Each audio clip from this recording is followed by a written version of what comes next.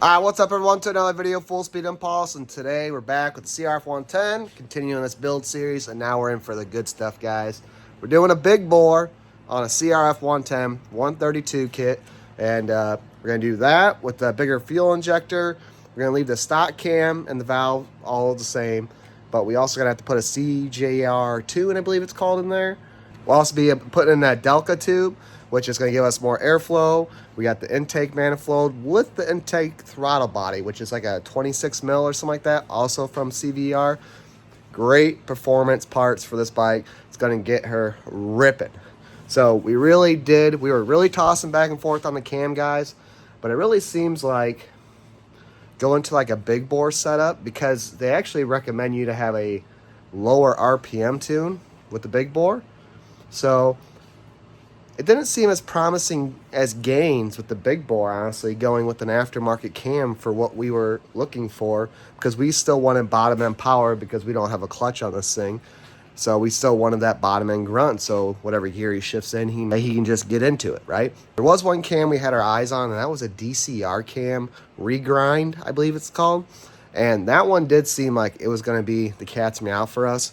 That one's coming in about 180 bucks, but to be honest with you guys, we're at max budget right now. Just doing this. This fuel injected stuff is not cheap by any means. So we have other reasons why we're not going to get into spending that money, guys, but you guys will figure that out sooner or later in our videos to come. So let's get at this build. First time doing a Crf110. Let's see how she comes apart, guys. All right, so looking at this first, obviously exhaust will have to come off. I'm wondering if it's easier just to take these plastic fairings and all that off to get to all, like, some of this wiring. Kind of thinking that. Figure it out. Here's what we're going to do. So even though if you do all this and you guys say in the videos, like, dude, you have to take all your fairing off, that's fine. I get it. Whatever. But it's really easy to take this all off here. And that way everything's open. I can see all my wires. And I got to get this rev box out, or CDI box out anyways, and send it over to CJR to have it retuned. And I'm going to take the front fender off, because normally when at least I do the cowies, you got to take the front fender off, or if you don't, there's the wiggle room between getting this all off here and clearing your tire and your fender and all that. It's way easier if the front fender's just off. So we're going to do that. So hey, you, plastics, exhaust, front fender, and get at it. All right, it's your bike. Let's go. All right, guys, so not really know where to start on this. It's definitely not going to be here, because sorry we get in here, we'd have to start disconnecting this. So we're going to start by taking off our intake box here, which is a screw here. We got to probably disconnect some wires. Yeah, so it looks like we got 4 screws up top here. And then disconnect these wires, and then we will see where we go from there. But it'll be interesting. We had to take the coil off, guys, just because we had to get to our bolt right here to get our air box off. And I think she should come pretty, I think she should come off now. So I don't know how far we'll be able to get it off, because those wires, like I said. Make sure to get this one around. All right. I'm just gonna stop right there, just because we're gonna undo those screws right here, and then should come right up. So there was a harness on here, but we were maxing out our thumb strength trying to get this sucker off, and we just said, let's just take these 2 screws off and make it way easier. But we still got like 1, 2, 3, 4. Oh man. Oh, we got 5. I think we got like 5 more things to unplug. So pray for our thumbs. We're gonna get at it, get these things unplugged. All right, guys. Next step here, we took our plastic cover off, which is just 2 Phillips screws. So what we did is we actually took the nuts off these here, and we're gonna be able to slide these off here. Hold on. Why isn't it letting me? What's holding me back? Okay, we got more. and loosen more of the nut here.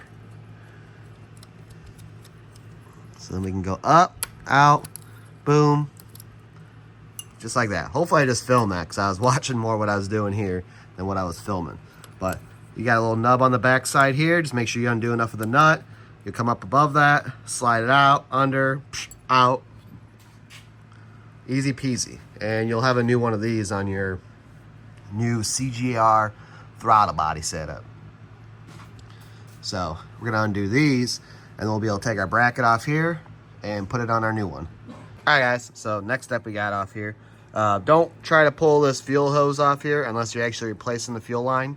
Doesn't look like we're gonna need to do that.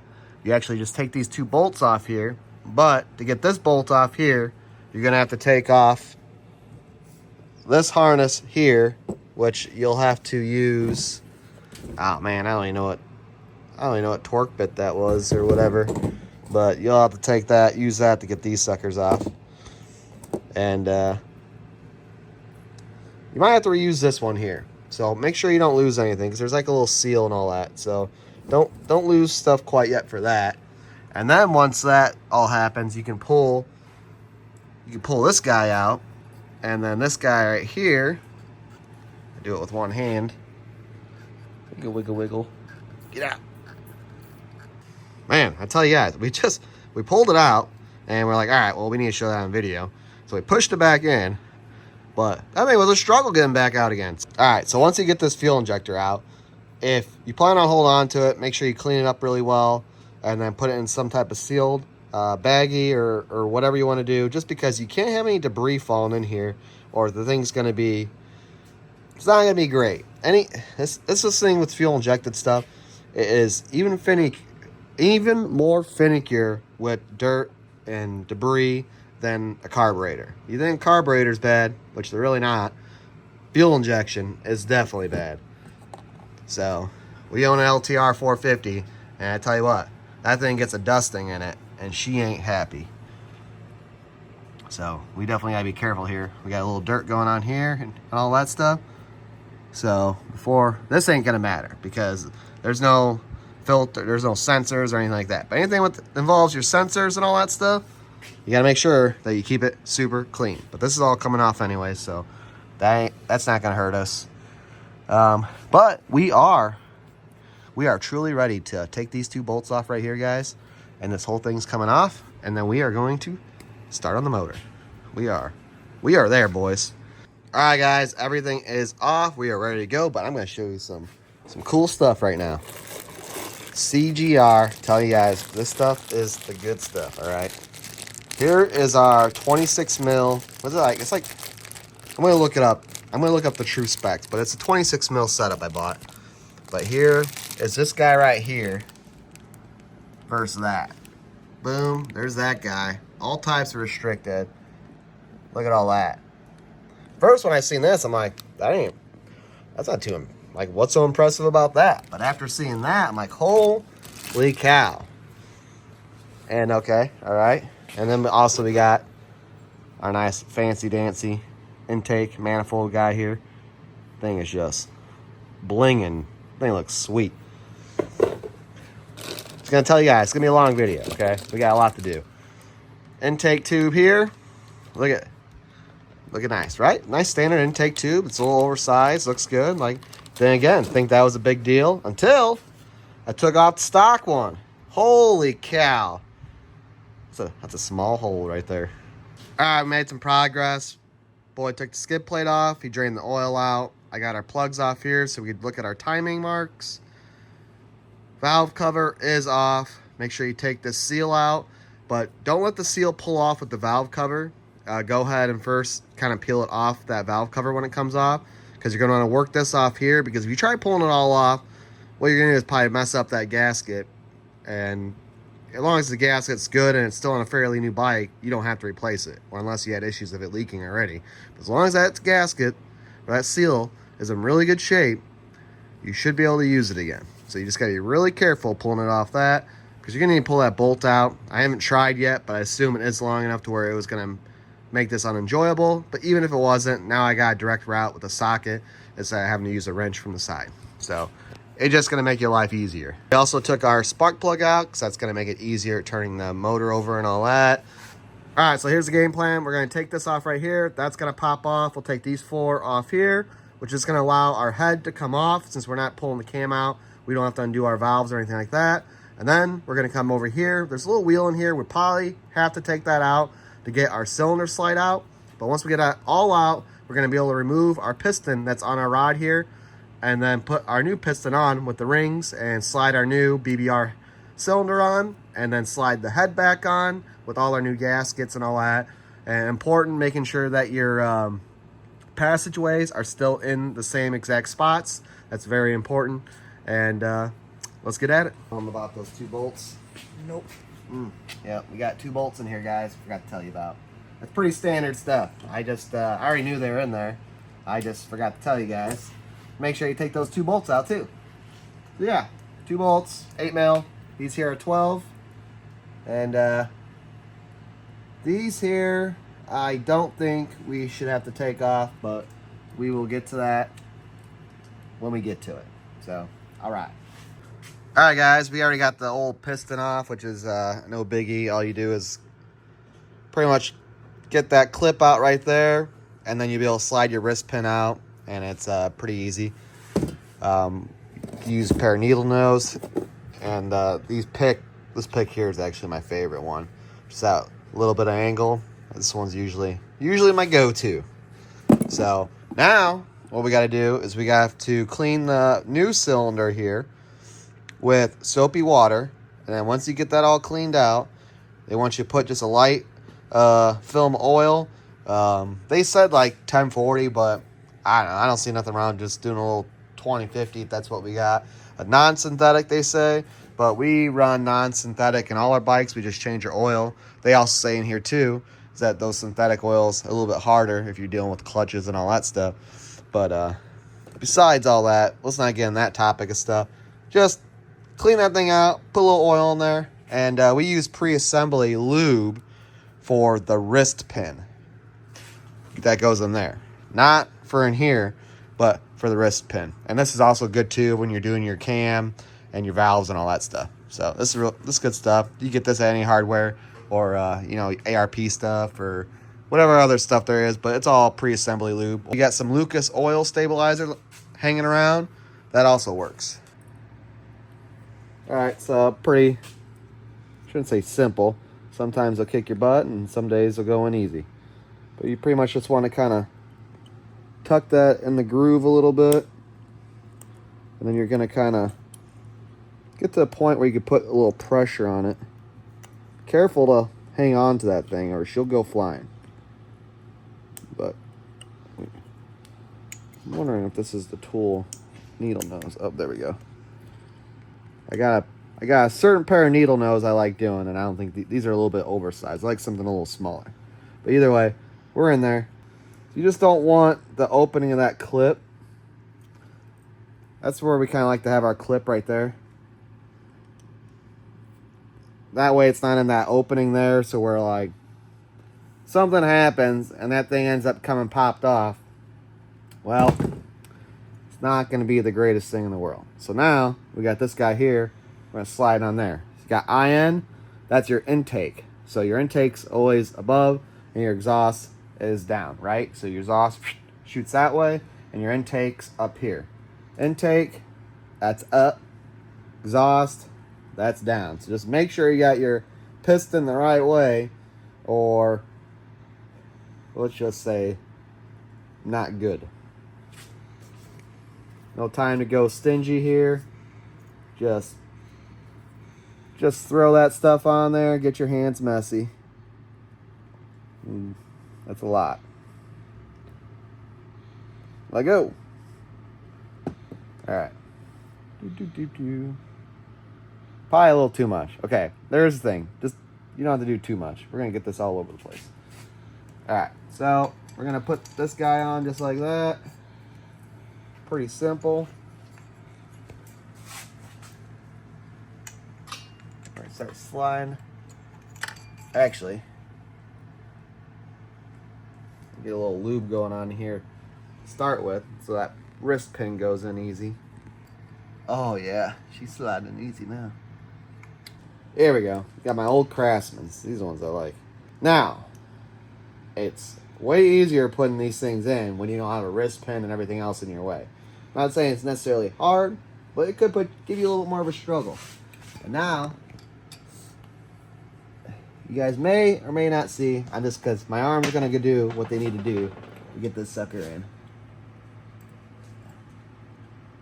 So, just try to get it worked in that groove a little bit.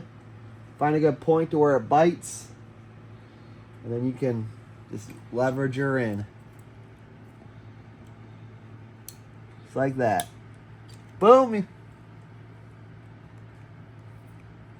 And just important, just make sure she's clipped in there. You don't need to be losing no piston inside your motor. It's not a good deal. So we're gonna shine a light in there and just double check her work.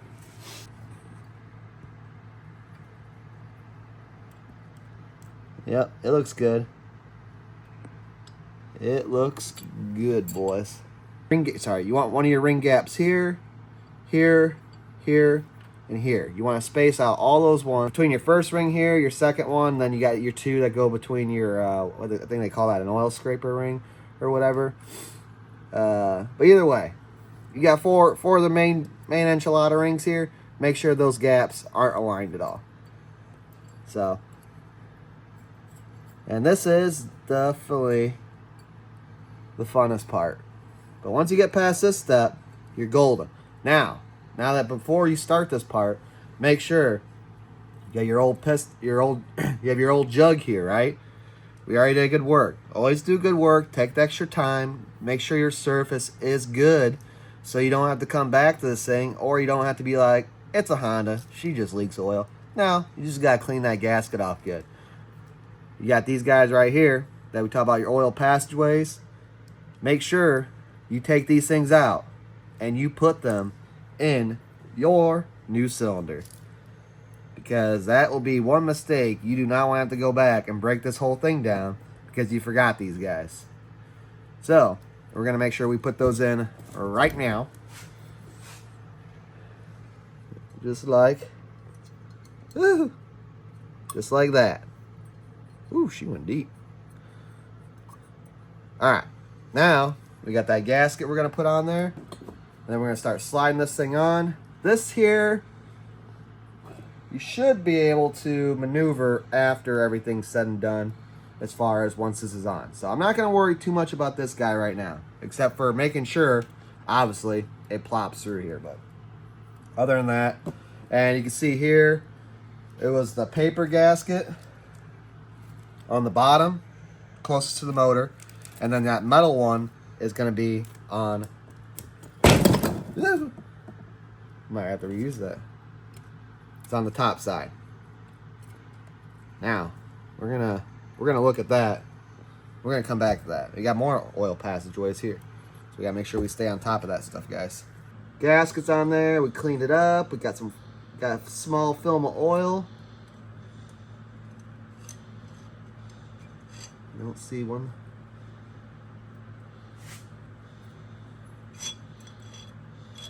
Let's just go.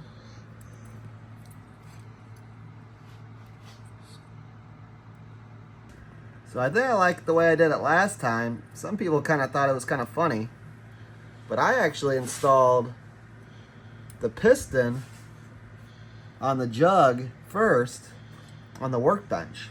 And I had it sticking out just enough to where I could slide that wrist pin in still and get that in. But it was way easier.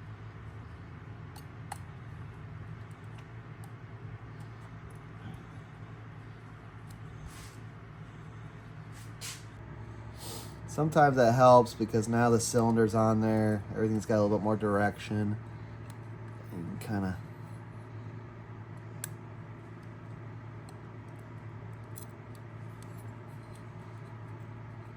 okay, we're getting somewhere.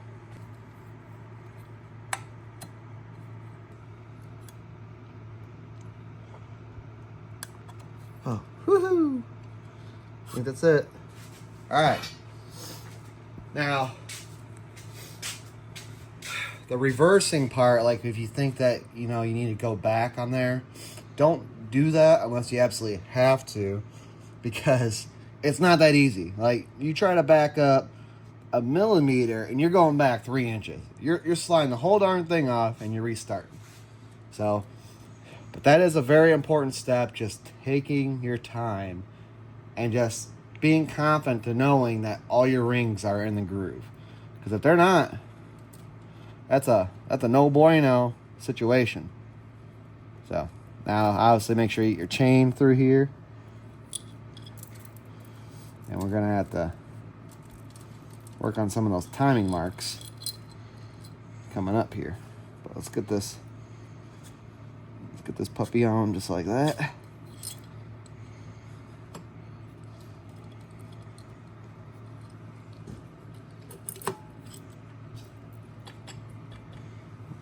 Little rubber grommet hammer just to get them on those oil passages, but yeah, I ain't too worried about that yet. All right, she's on. All right, guys, we're starting to get stuff back together. What we did is we took our old intake, we took our old throttle body with our old intake, and we just kind of piecing stuff back together. This sensor you will reuse. Make sure there is a rubber seal that will go in there. This sensor here was already on our throttle body. Same thing with this, I believe that's like an air adjustment screw, maybe like a fuel air screw adjustment. Either way, that's already on here also. Well, because that's your one on top there. You will have to put this sensor on, reconnecting your hose onto this here. All the mounting hardware is same stuff from your stock, so you're just going to reuse all that stuff. This bracket right here for your throttle body cables goes on there just with one Phillip. Again, reusing your bolts to attach the actual throttle body to the intake. And then you do, as far as I know, you're going to use your spacer still along with the bolts again that came from your stock intake. Now coming over here, we have our motor getting back together. You're going to torque these here to 10 foot-pounds, or that will be 120 inch-pounds. And just do a cross pattern here. It's up to you. Maybe some people would argue, but I focus when I do the cross pattern just on these 4 here. And then usually I'll come back to these bolts. There's 2 in here. I snug these up, and then I'll usually do all this. I'll snug everything up, and then I'll torque these, and then I'll tighten these up here. Don't have the torque specs for these. Stuff like that's usually pretty minimal. Like, usually a good hand tight on a standard ratchet like this is your way to go. If I do find the torque specs, I'll put them in the comments for you guys. But BBR did not give us the torque specs for that. So besides all that, next thing is that we do have this lined up. It's still on our mark. We did put our little wheel in there. Make sure you do that before you put obviously the head on. To make it easier on yourself, we got our sensor down here, which has a copper washer. Make sure that goes on there. Again, another copper washer that goes on here. And then our next steps are going to be just getting this cam gear back on, along with the chain, making sure it's all back to alignment and adjustment. You could feel like when you move this around, like you don't have to be like too worried about the exact. I shouldn't say you don't have to be worried about the exact position, but you don't have to worry about as long as you took this off where your cam lobes are at, because they're going to be exactly where they need to be. And unless you super turn this over, you're not going to move the lobes past your valve spring and compress those, blah, blah, blah, blah. So we're going to have that marked just like that, which I believe is how that cam's going to go on there.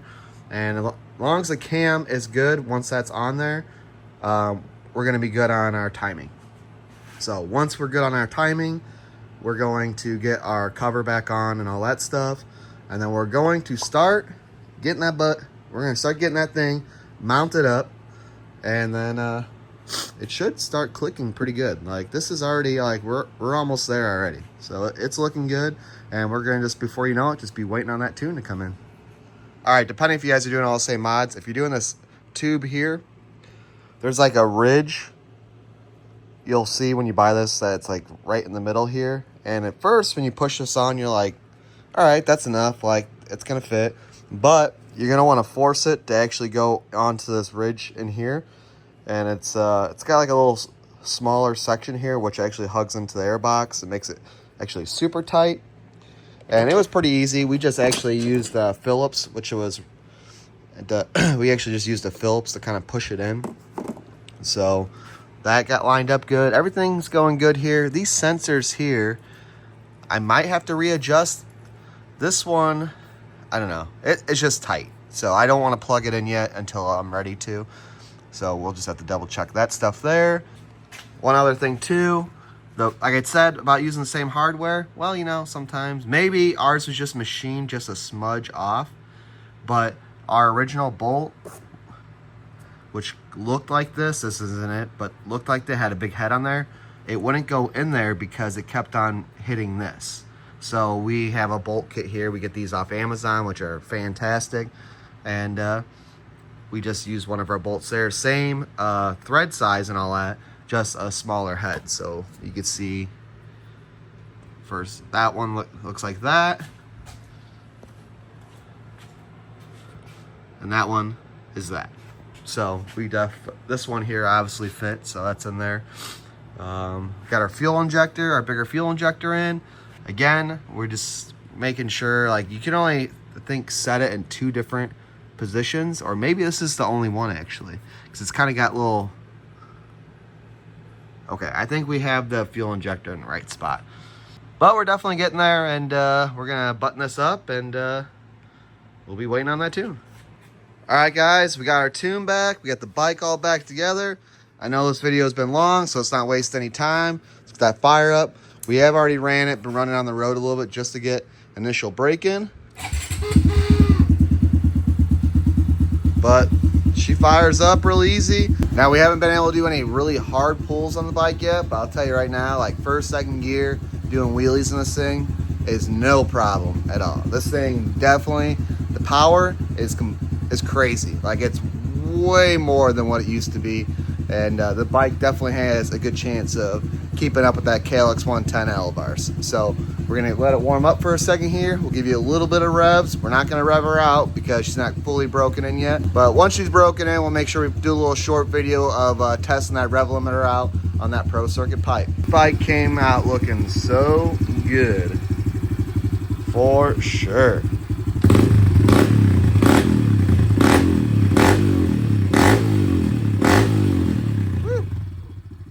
That's nice. That is pretty nice, guys. This bike, man, it ran so good on the road, and the CRF is just so balanced. Like, I'm not even good at wheelies, but the thing just felt great. So I definitely think the boy's gonna be pretty darn happy for sure. All right, but that's it for today's video, guys. I hope it helped you out and all that. And make sure you stay tuned, because we're gonna be big born our 140 next and get that thing all ready for our Windrock trip. I appreciate you guys watching, and you guys know the deal. Until next time, we'll see you later.